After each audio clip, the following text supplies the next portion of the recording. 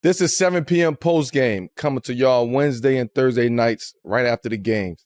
We tap in on what is happening around the league, react to what went down the night before, and get into what is bubbling across the NBA. Yeah, and what we're talking about today checks all those categories because it happened in the league and it happened in the middle of the night. The Clippers sent Chris Paul home. They didn't waive him. They didn't cut him. They were just like, go home. We're going to figure out a way to end this relationship. The beginning of the season felt like it was going to be a Chris Paul, farewell tour. He announced that he was retiring in the middle of the season.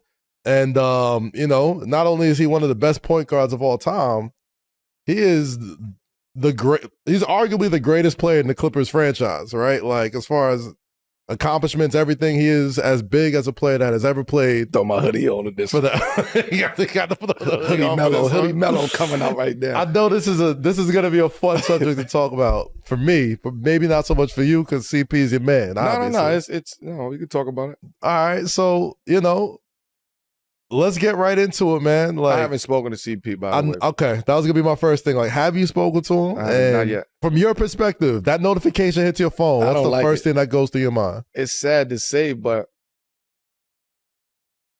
when you go through it, you see it happening, right? You see it snowballing slowly. It's like a train on the tracks. You see it. And you already know what to expect. I mean, now I can say I know what to expect now. But I seen it. And it's a couple guys that's in the league that I see it starting to happen to. The CP situation, it's a fucked up situation because there's a lot of people who may disagree with CP. Right? The first thing I've heard is like, no, I'm just saying there's a lot of people. CP's a hard guy to play for. Fuck all of that. Fuck all of that.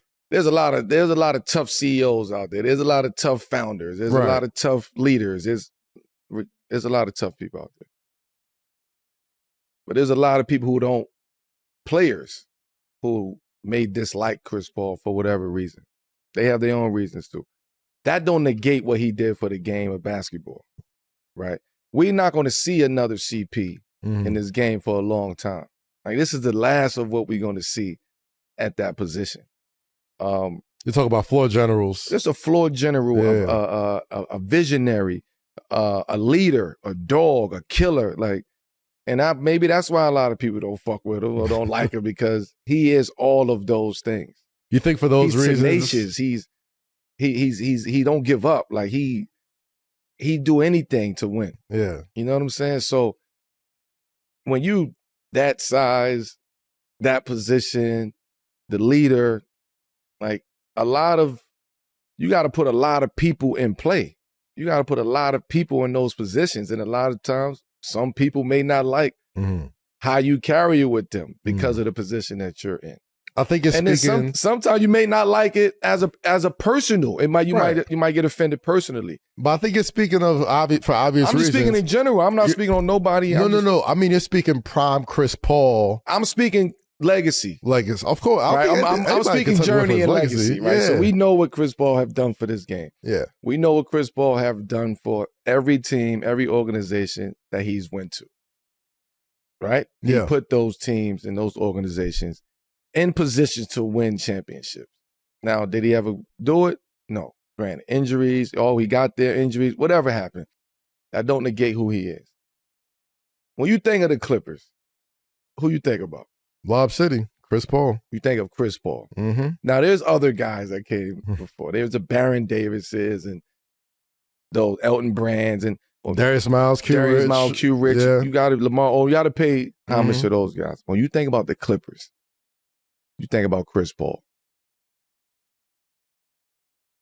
Chris Paul come back to the Clippers and say, "Hey, here's a play. I want to be close to the fam. Listen, I want to see if I can help the team. Y'all need a backup point guard." Cool. They say, Chris Paul, maybe you may play a little bit. You may not. I don't know what was the shit that they negotiated. I'm going to retire. Let me ride out. This is the organization. This is home. This is I done put these Clippers to the world. Right. I done brought excitement to the Clippers where nobody was caring about the Clippers. It was Lakers. It wasn't no Clippers. Mm-hmm. So for him to go through that at this point in time, and then in the middle of the night, 4 months to go, because the Clippers ain't making the playoffs. Nah. So you really got 4 months to go, maybe 4.5 before the season is over. Out of respect, and this is why I say that there's no level of respect. When it's time for you to go, legacy doesn't mean shit in a sense. Because when they want you out of there, they don't think about legacy. Right. What are you about to get for CP right now by sending him home? What do you get out of sending CP home? What do you get? Unless you're coming to him and saying, hey, CP, hey, we're going to let you go, and we want you to go and try to get on another team, be a free agent, try to win a championship. Unless you're telling him that, then I don't want to hear nothing else. You can't send Chris Paul home. Yeah. Like, you can, saying because why, it's happening. Well, it happened, but I'm just saying why, though? Why? It's like, why? How do you, I think what did you expect from Chris Paul right now to say that he's not delivering to the point where I have to send him home on a road trip and we 3 in 1,000? I don't think it's that. I think it's everything you just said before them sending him home. He's a pit bull. He does everything for a team. Like, he's a leader. Like, he probably at that time, you know what I mean, goes in there thinking everything you just said. I'm synonymous with Lob City. I want to end my career here. I want to be close to my family. I want to do all this type of stuff. So for them to go from that to send him home, I think it's one of many things that's just a large problem with just the Clippers in general. The Clippers in general. Look at the Clippers here this year. You can't tell me Chris Paul you can't tell me CP is that disruptive to the point where I got to send him home, bro. No. To me, it says more about the Clippers than it says about Chris Paul, is what I'm saying. Think of the Clippers year this year. The Clippers year start off with the Pablo Torre, the tree planting that Vince and I were talking about. I get all of that. Kawhi gets hurt. They sign Bradley Beal. Bradley Beal gets hurt. They're 5-17 or whatever it is. Like, James Harden's doing his damnedest to keep them playing well. You know what I mean? To keep them relevant. You know what I'm saying? And it's like, and Kawhi's hurt again. And Chris Paul probably didn't think it was gonna go like this. And Chris Paul wanted to go home, be close to his family, be close to his support system, be close to his son, little Chris, who is actually coming into his own as his own basketball player, right? So now I want to be close to that. I missed out on my kids. I missed out on my son. I missed out on seeing him, go play through basketball. Like, I want to be there for my son. So I'm going to go back home to the Clippers where I have a house there, maybe building another house. My family is here. My whole family is here. Right. This is the organization that is mine. I'm synonymous with this organization. All right, Melo. How and why? What happened that you feel like you have to? That's what I want to know, Melo. I'm telling you what. You're my Hall of Famer. You're somebody we don't wildly speculate on the show. This is the dark side this is the fucked up side of the sport. Right. Right. And I know a lot of people say, well, Chris Paul is older, but you still don't do that. You should treat that with a level of respect. Because now you playing with somebody's legacy. It ain't about wins and losses right now. Right. I should have enough respect for you and your legacy not to let you go out like this. You got 4 months here. We got 4 months. You got 4 fucking months. The guy's retiring in April. Melo, I don't like to wildly speculate on the show. I like to be the fact-based guy. What we know is the facts that we know. But they on the road. They sent the nigga back to California. Walk That's with me, what we know. Walk with me. All right, walk with me. All right. Lawrence he goes into LA. Made the decision. He goes into LA with all of this. Like, yo, I want to finish my career in LA. He didn't announce he wanted to retire until a couple weeks into the season. Bro, my man, listen. If he signed to LA and being like, yo, this is it. I hold you to higher regards in that case. That's what I'm saying. That's what I want to know. Because you know. And you seen what was happening. Right. We all knew what was going to happen. Chris Paul was going to go back to the Clippers, and he was going to end his career with the Clippers. Right. Right? The Clippers said, yes, we're for that. Did they guarantee Chris Paul to play? Maybe, maybe not. But Chris Paul is going to go do what he do in the time that you get from that. Now, if he's holding people accountable over there and y'all not willing, and y'all part of a generation that you can't hold nobody accountable no more, then that could be overpowering to the powers that be. Because that's what I'm trying to say. Because the powers that be don't even have that power to hold these guys accountable. That's what I'm trying to say. So now I got somebody in the locker room who, my name is up here. This is my shit. So I'm willing to give the advice and I'm willing to work, but I'm also still the lion and the tiger that I am. I'm still the alpha that I am. So if y'all not ready for that shit, y'all shouldn't allow me to come back. All of that I agree with, but the one thing that didn't happen was they weren't winning, right? Like, that makes it even worse. That's what makes it worse, exactly. Like, they weren't winning. Y'all still weren't playing me. And on top of all that, like, I can't not shake the feeling that Chris Paul came from the past couple of franchises he came from. Come on, bro. Golden State, Houston, Phoenix, all franchise that had deep runs to the playoffs, deep runs to the championship. Didn't win it, but like played well there, And he wants to go and do the right thing and end his career in a place that probably means somewhere sentimental to him.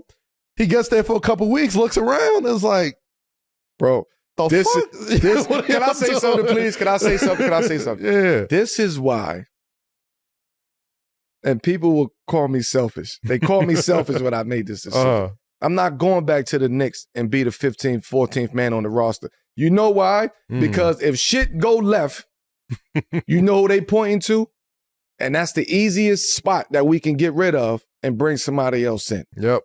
No matter what, I can say I scored 62 in the guard and I can say I got 28,000 points. No matter what. In that time, in that season, in that moment, if I'd have got on that team and Tibbs would have been saying, we need to fill this spot, I would have been out of there. And now you're embarrassed. And now you're embarrassed. Yeah. So imagine CP right now. He's embarrassed that my own organization that I brought back to relevance is shitting on me. We ain't talking about what I'm doing right now or what have you done for me lately. You fucking with my legacy now. Now, not everybody can speak on legacy. But you fucking with my legacy now. All right, so how do we fix the legacy? I'm gonna give you 3. You can't you can't touch the legacy. The legacy is what it is. But he's certified. You're trying to put a dent into this legacy. No matter what the Clippers do in the future, bro, they can't take away from how much of a Hall of Fame. But that's what they're gonna say. Chris Paul is. Well, we can't take away the fact that what you have done. But if you're if you're Chris Paul in this situation, I'm gonna give you 3 hypotheticals, right? Man, what do you do? You know this shit pisses me off. This type of shit. I know it though, but it's about to happen to Russ. It's happening to Russ. Yeah. It's about to happen to DeMar DeRozan. It's about to happen to all of these niggas. AD is about to happen. The next trade that AD happens, it's going downhill from here. This is what's about to happen. All right. So it's unfortunate that trend. I understand it, but the way that our legends of the game get treated is fucked up.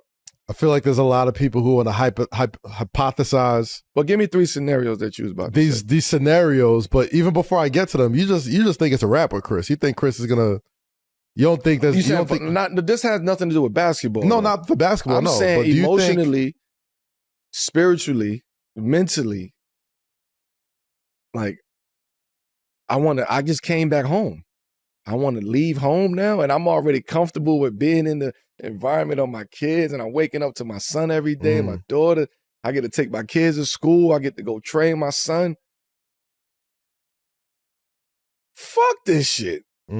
Like, at the end of the day, what else am I going to get from this?